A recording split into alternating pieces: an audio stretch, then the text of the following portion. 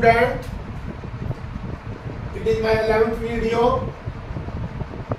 of the human health and disease for the student of 12th class biology. In this video we discuss about the non-infectious disease and main topic is the cancer.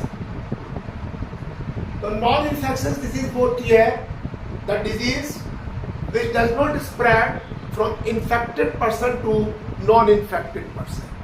यानी कहने का मतलब यह है कि जो disease है non infectious it is confined to the person to the sufferer, उसका विक्टिम उसके अंदर रहती है और कहीं नहीं रहती। ये इन्फेक्शियस नॉन इन्फेक्शियस डिजीज है, ये माल न्यूट्रिशन से होती है, हम पहले पढ़ चुके हैं, डीजेनरेटिव डिजीज हम पढ़ चुके हैं, but today we discuss about the cancer. Cancer is a disease which is very dangerous or dreaded disease. In this disease, finally, death is caused. और major death are due to the cancer across the world. अगर पूरे world का आप सर्वे करें तो आप पाएंगे कि बहुत सारी डेथ जो है वो कैंसर की वजह से होती है. Now biology of cancer, next topic.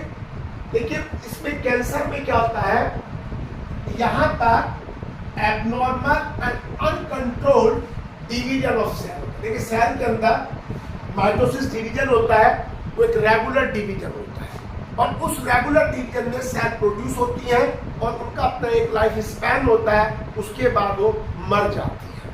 लेकिन कैंसर में जो सेल्स है उनकी ग्रोथ अनकंट्रोल्ड है और जब अनकंट्रोल्ड और एबनॉर्मल ग्रोथ होती है उनको हम कैंसरस सेल्स कहते हैं. Equal to the cancerous cell. तो कैंसर है ये uncontrolled proliferation of the cell without differentiation. उनमें कोई डिफरेंशिएशन आपको अगर आप डेफिनेशन आती है तो आपको ये लिखना पड़ेगा uncontrolled proliferation of cells without differentiation. या आपका नीट में भी आ सकता है कि जो कैंसर सेल्स में डिफरेंशिएशन होता है या नहीं होता, उनमें डिफरेंशिएशन नहीं होता और do not confine to the part of the body.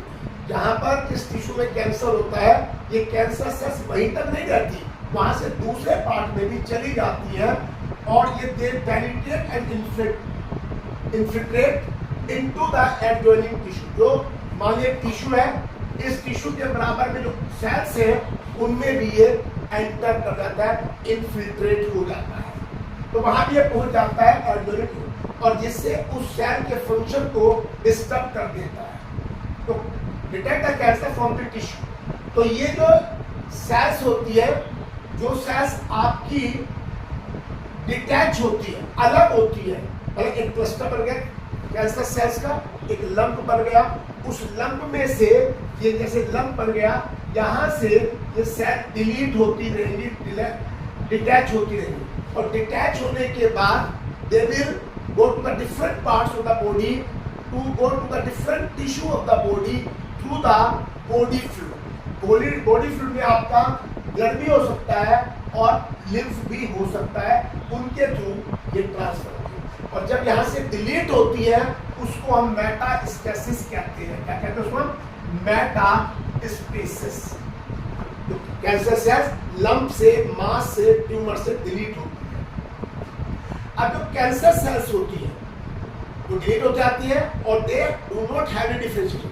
लेकिन जो नॉर्मल सेल्स होती है जब वो एक दूसरे के टच में होती है, यदि एक टच में होती है इस तरीके से, तो उनमें कंटेक्ट इनहिबिशन होता है और वो कंटेक्ट इनहिबिशन उन सेल को कंट्रोल रखता है, उन सेल के डिवीजन को कंट्रोल कर सकता है, जिससे कि sales do not become uncontrolled growth. They do not achieve the or uncontrolled growth. It is called contact inhibition. इसको हम क्या कहते हैं? कंटेक्ट इनहिबिशन कहते हैं, जब सेल्स आपस में एक दूसरे कंटेक्ट में होती है. तो नॉर्मल सेल्स की जो प्रॉपर्टी होती है वो कंटेक्ट इनहिबिशन की होती है. अब कंट्रोल सेल्स की होती है जब ये अनकंट्रोल्ड हो जाती है, either contact inhibition is lost और व्हाटएवर द अदर रीजन, तो अब जब ये अनकंट्रोल हो जाती है तो वहां पर एक लंप बनता है, एक क्लस्टर ऑफ सेल्स बनता है, एक्यूमुलेट सेल होता है, जिसको आप ट्यूमर और नियोप्लास्टिक कहते हैं, नियोप्लास्ट कहते हैं। ट्यूमर और neoplast is a cluster of the cell. इन सेल का क्लस्टर हो जाता है जिसको आप ट्यूमर कहते हैं। अब देखिए ट्यूमर दो तरह के टाइप्स ऑफ ट्यूमर्स, एक आपका बिनाइन है और एक आपका मैलिग्नेंट। बिनाइन जो ट्यूमर है it is confined to the specific region, जहां ये ओरिजिन होता है उसी रीजन में ये कन्फाइंड होता है, वहां से स्प्रेड नहीं होता पूरी बॉडी के अंदर। तो इसका मतलब इस टिश्यू से ये जो बिनाइन कैंसर है it does not reach the harm और major harm to the body. ये वहीं पर कन्फाइंड रहता है, ओरिजिन प्लेस पर रहता है और ये नॉन कैंसरस रहता है और बड़ा लिमिटेड डैमेज कोज करता है बिनाइन कैंसर। लेकिन जो मैलिग्नेंट है which is spread in the body it is more dangerous.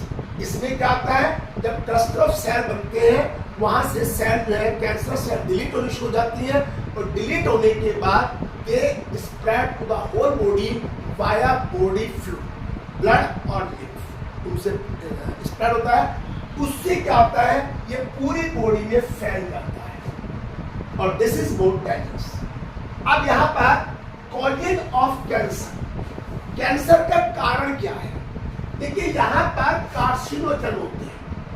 Carcinogen वो सब्सटेंस होते हैं विच कोजेस द कैंसर, जो कैंसर को कोज करते हैं कार्सिनोजन कहते हैं। अब ये जो कार्सिनोजन है इसमें एक आपके फिजिकल एजेंट है। फिजिकल एजेंट में आपकी एक्सरे है और वाई, एक्सरे और गामा रेज है जो कि आयोनाइजिंग रेडिएशन, इसमें आयोनाइजेशन होता है आयंस की फॉर्म में।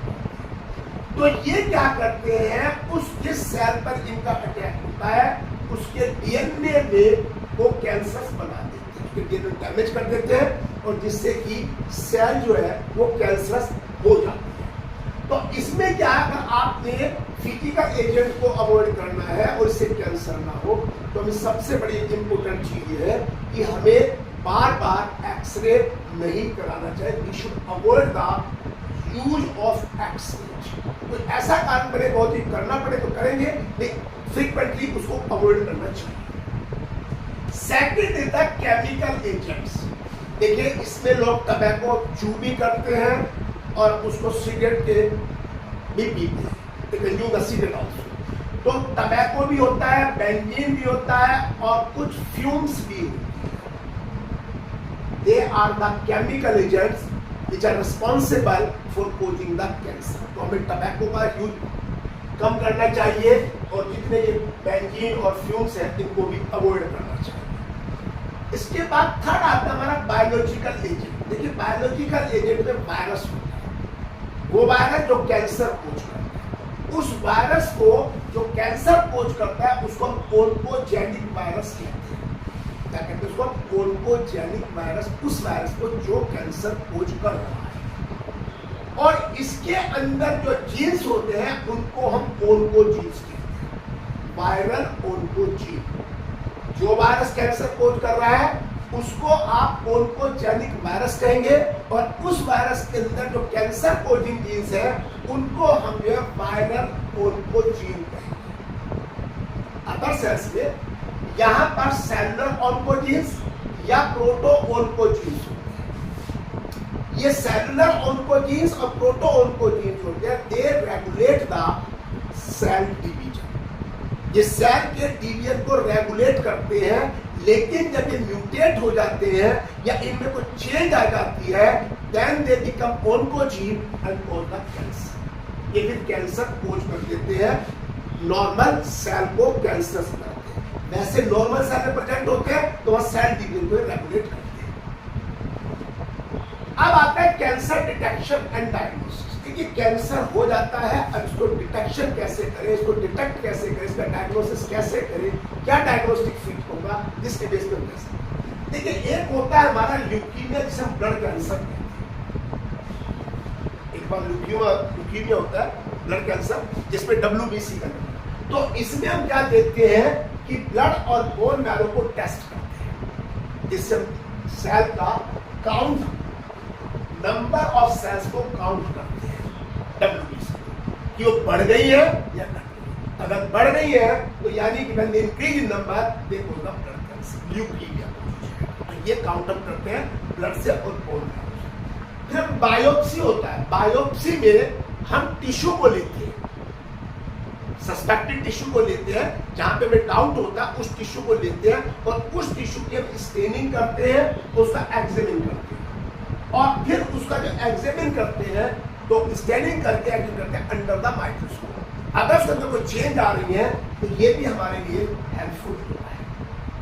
इसके बाद रेडियोग्राफी, इसमें एक्सरे यूज की जाती है, इसमें एक्सरे यूज की जाती है और ये एक्सरे जो है help in detecting the cancer.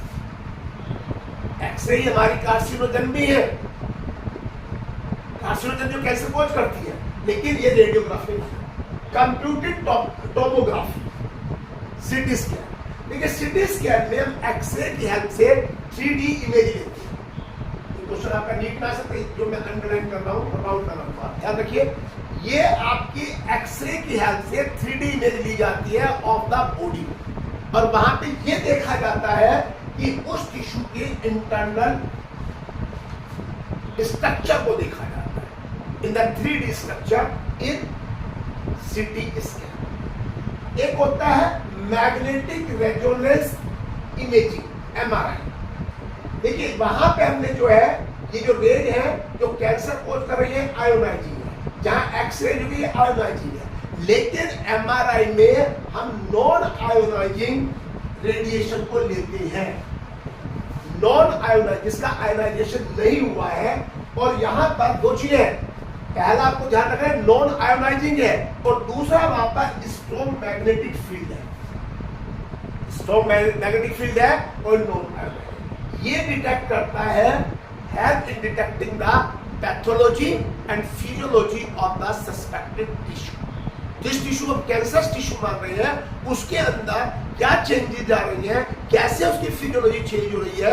अगर चेंज हो रही है तो वो MRI से, और MRI में नॉन आयोनाइजिंग रेडिएशन लिया जाता है और स्ट्रॉन्ग मैग्नेटिक फील्ड जनरेट किया जाता है। तो यहाँ पे दो चीजें, पैथोलॉजी एंड फिजियोलॉजी। अब मोनोक्लोनल एंटीबॉडी, इसमें हम कैंसर के अगेंस्ट में स्पेसिफिक एंटीजन को डिटेक्ट करते हैं। Are used against cancer specific antigens.